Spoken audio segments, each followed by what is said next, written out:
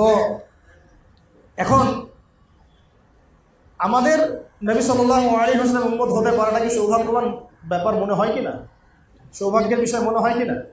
এখন আমি যদি প্রশ্ন করি তাহলে এখনও আপনার চেহারায় দাড়ি কেন নাই? আপনি উম্মতে মুহাম্মাদীর অন্তর্ভুক্ত একজন মানুষ। আপনি আব্রাহাম লিঙ্কনের অনুসারী না, আপনি কার্ল মার্কসের উম্মত না, আপনি লেনিনের উম্মত না, স্টেলিনের উম্মত না, আরো অনেকের নামই তো আপনারা তো জানেন এগুলো। আপনি কার উম্মত? উম্মত মানে কি? নবী সাল্লাল্লাহু আলাইহি ওয়াসাল্লাম কি আসলে? উনি কে? উনি ইমাম। উনি কি ইমাম? আমরা আনুগত্য করব। উনি নেতা, নেতা গাইড দিবেন, আমরা সেভাবে চলবো। উনি আধ্যাত্মিক রাহবার, তিনি যেদিকে নিয়ে যাবেন আমরা সেদিকে যাব। উনি সুপারিশ করবেন, আমরা তার আনুগত্য করব। উনি ডানে বলতে গেলে ডানে যাব, বামে বলতে গেলে বামে যাব। থুতু যদি উনি ফেলেন সেটা গায়ে মেখে নিব। সাহাবীরা মাখেন নাই? ওযু করেছেন, পানি অবশিষ্ট ছিল, সেই অবশিষ্ট পানি খান নাই, গায়েটা মাখেন নাই? ঘামছেন, ঘাম মুছতেছেন এইভাবে, সাহাবীরা এটাকে সংগ্রহ করেন নাই? এই হচ্ছে ইমাম, এই যে নেতা, এই যে ইমাম, নেতা, নবী। অনুসারী বলতে কি বোঝায়? আমরা যে ইতাআত করব, আমরা যে তার সুন্নাত অনুসরণ করব, আসলে কিভাবে অনুসরণ করব? এইভাবে ঘাম মুছে ফেললে তুলে নিতে হবে,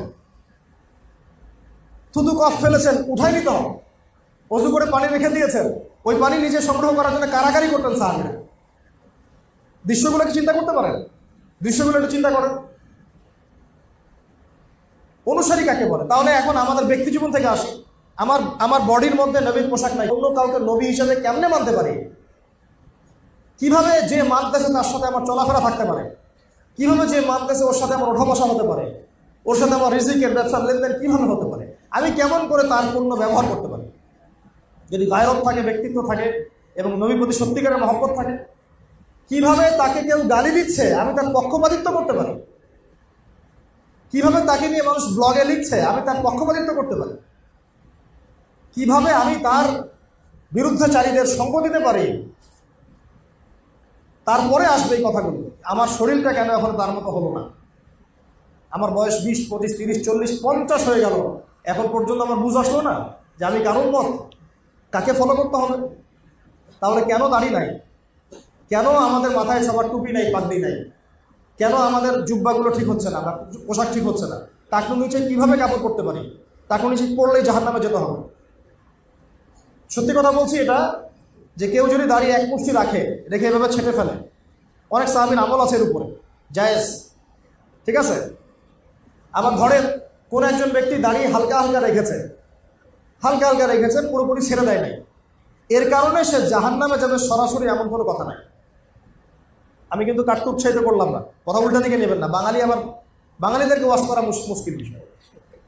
কথা বলবেন একটা, নিবে আরেকটা। আমি কিন্তু দাঁড়িয়ে আপনাকে কাটতে বলি না, বলেছি মনে করেন কেউ আমাদের মতো ছেড়ে দেয় নাই, হ্যাঁ, এই ভাইদের মতো রেখেছে, কথার কথা এক্সাম্পল দিচ্ছি, এর কারণে সে সরাসরি জাহান্নামে যাবে বা আগুনে জ্বলবে এমনটা হাদিসে পাওয়া যায় নাই। যদি পান আমাকে জানায়েন। কিন্তু টাকনুর নিচে কাপড় পরলে ওই অংশটুকু জাহান্নামে যাবে, এটা হাদিস আছে।